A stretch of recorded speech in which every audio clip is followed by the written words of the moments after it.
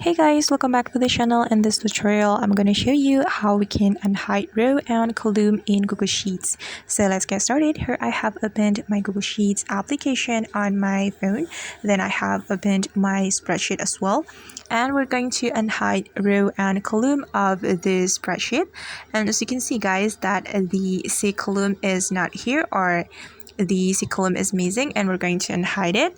And as you can see that the 18 row is missing as well, and we're going to unhide it. So the first thing we have to do if we want to unhide it is click on this button guys.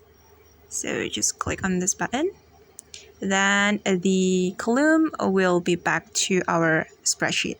And as you can see that the C column is back, then we're going to unhide the 18 row. So just click on this button like this, sorry. Okay, and the 18 row has been back to our spreadsheet.